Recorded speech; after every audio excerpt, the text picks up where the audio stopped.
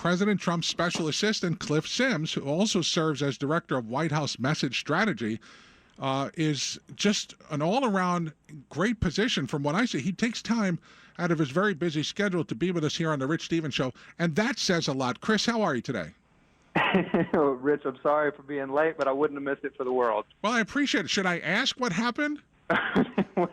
We're trying to work through the day, just like, a million things coming at us, and must admit that I let it slip my mind. So here I gave you this big buildup. I don't mean to pick on you, Chris, but the whole morning, the first thing out of my mouth was this morning how excited I was to have you on the radio, and then I just defended you and said, look, I understand the position you're in. Things could be are moving in real time, so anything is possible. And now I noticed, with all due respect, that you called in on the regular studio line and not the hotline, so something must have happened. I deserve the ridicule. I deserve it. All right. Well, first of all, as long as we're going to ridicule, I noticed that I followed you on Twitter and you have not followed me back, so you need to fix that. Okay. The other thing is, while we're on the subject of ridicule, and as long as you're laughing, that's a good thing. When the President of the United States was on this broadcast last year, before getting elected, he said that one of the things I asked him, I said, can you do me a personal favor? And he said, what's that? And I said, I follow you on Twitter. I'd like it if you'd follow me back. And he said he would, and he never did. That's the only time I've seen him not keep his promise. So can you, listen, you're close enough with this guy. Can you make this happen for me? I'll have to run that up the flagpole. I could do that for you, Rich. The good news for the people out there is that he has kept his campaign promises on all the things that he said he was going to do to roll back regulations, get the economy jump-started again. Jobs numbers today, 235,000 jobs created last month. Huge positive signs. Stock market continues to hit record highs. CEO confidence, consumer confidence is up. The unemployment rate is down. More people have entered the job market. I mean, it's really remarkable what is happening right now from an economic standpoint. And it's a result of not only the things he's already done to keep his promises, but also in anticipation of big things like repeal and replace Obamacare, tax reform, this big infrastructure program that we've been talking about. So it's just a really exciting time right now in our country, and this really renewed spirit of optimism that is sweeping the nation. It's just a great time for all of us, I think. By the way, you left out one important stat. If I'm correct, the unemployment rate also for last month is down to 4.7%. Yep, and the great news about that is, the unemployment rate is a tricky little number because the way the Obama administration would often tout it was, the unemployment rate's down. Well, yeah, that's because a bunch of people left the job market because they can't find a job, so they're no longer counted in that number. The good news here is we actually had more people enter the job market, and the unemployment rate still ticked down. So that is just outstanding economic news today. And it's par for the course, and it's great. Although the message that the mainstream media continues to mistreat this administration, and no matter what is done that's good, they twist it around to make it bad. It's got to be so frustrating on the inside for you to be watching this and be a part of it.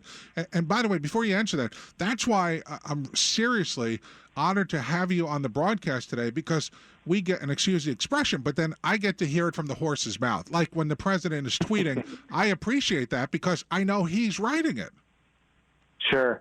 Well, I think the first thing I would say to that is Sarah Huckabee Sanders, who's our deputy press secretary here, she had a great line the other day on television. She said, if Donald Trump walked across the Potomac River, the media would report that he couldn't swim. I mean, that's right. That's the point that we are at right now.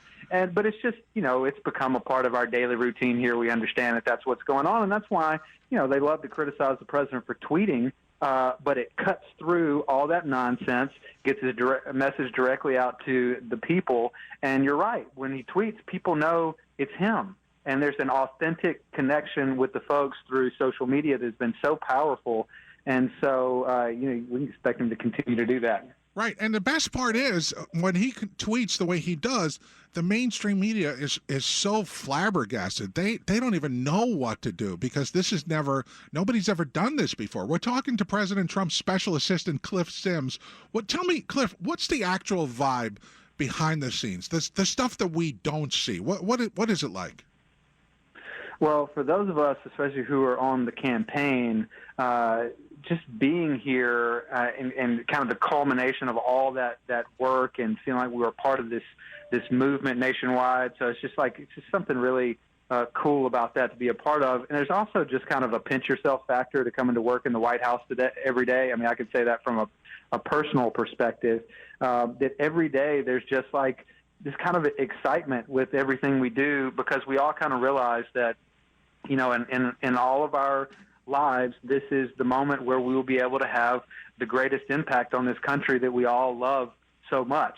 I mean, everybody who's here has sacrificed something to be here. Many people sacrifice, jobs in the private sector, and I was a private businessman. I sold my company so that I could come here and work in the White House and serve here. And I think that's kind of the general atmosphere here. It's just excitement, enthusiasm about being here, and also enthusiasm about serving a president who is so adamant about putting the needs of the American people first, before partisanship, before anything. It's what's best for the American people, and I get to see him up close and personal every day in these meetings as we bring in, CEOs, workers, union leaders, faith leaders, you name it, and he sits there at a table with them, and they're so it's so refreshing. We hear him say it every time. It's like so refreshing that the White House is truly the people's house again. We're able to come in here and discuss ideas, and not only do we discuss these things, we walk out of here and things actually happen. He actually does things with, on the things that we discussed here.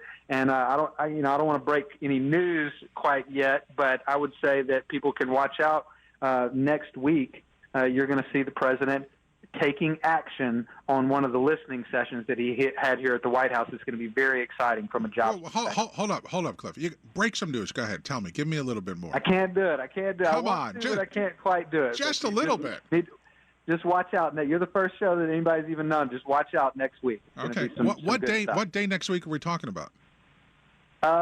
If I remember correctly, we'd be looking at Wednesday. So stay tuned for that. Okay, so next Wednesday. We're talking to the president's special assistant, Cliff Sims. What's the one thing that surprised you when you got to the White House?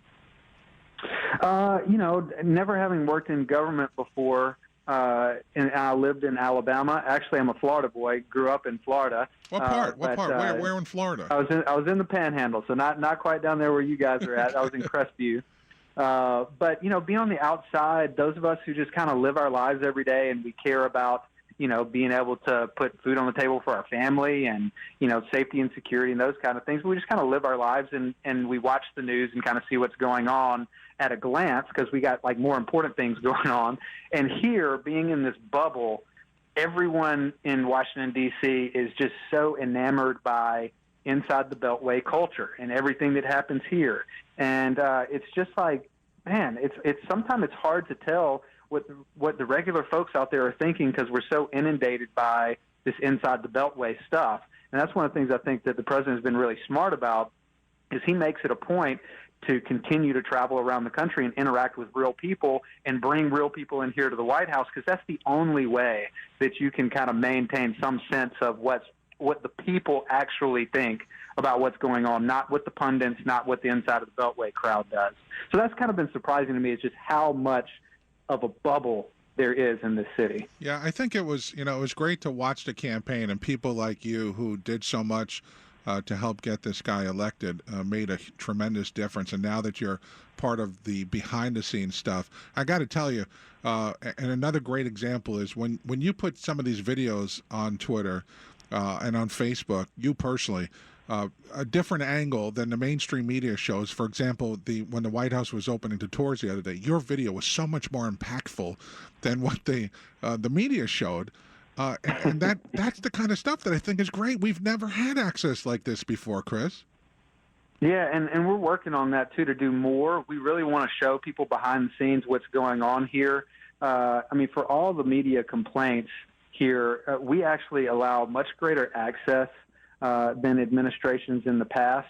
And we're going to continue to do that. And I think also using the power of social media, like you said, we're bringing a videographer on next week who's going to be able to be more behind the scenes so people can continue to get a look at what really goes on here. So I'm glad to hear you say that, because that's something we're really trying to do. Yeah, it's a big deal. Look, it's the little things that make such a big impact. Some people take things for granted. I mean, you're of the age of knowing how powerful social media is, and you have a job that involves that. Just the fact that I tweeted about you being on the Rich Stevens show today and you responded, that's a big deal.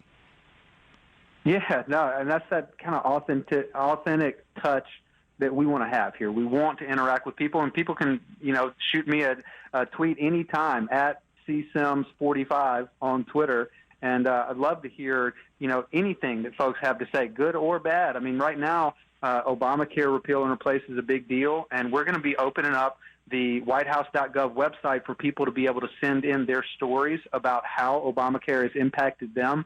On Monday, we're having people who have already done that, have shared with how the negative impact that Obamacare has had on their life. The president's like, I want to get these people in here to the White House and hear from them firsthand. They'll be in here on Monday doing exactly that. So, again, this is the kind of stuff that we want to continue to do. And you're doing a great job. Keep up the good work.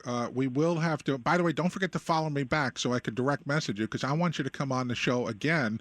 And I would love to. There's so many other things to talk about. I loved your comments about Trump Tower being wiretapped by Obama. Let me just ask you this finally. Right now, what part of the White House are you in? I am sitting in the West Wing in the comms and press office here, about 15 steps from the Oval Office. That's just incredible. That's amazing. Listen, you're an amazing. I'm sorry. Go ahead. No, I was just laughing. It's just cool. It's cool to be able to say that, I must admit. It is, and it sounds great to hear. You want to say it again? Where are you right now?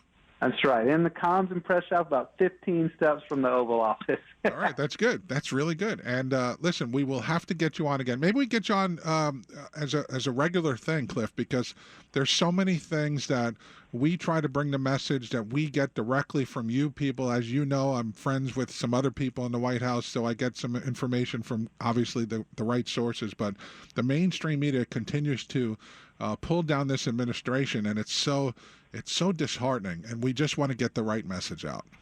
Well, I appreciate that. I'd love to come back on, and Florida holds a special place in all of our hearts because in many ways you guys delivered this victory that for the president and for the country. And so you guys will always hold a special place in our hearts for that, so I'd love to come on anytime. Sounds good. And listen, next time you're down here, maybe we could get you in the studio when you're on one of the Mar-a-Lago trips, where I'm about 15 steps from there. Oh, done. Count on it. Okay.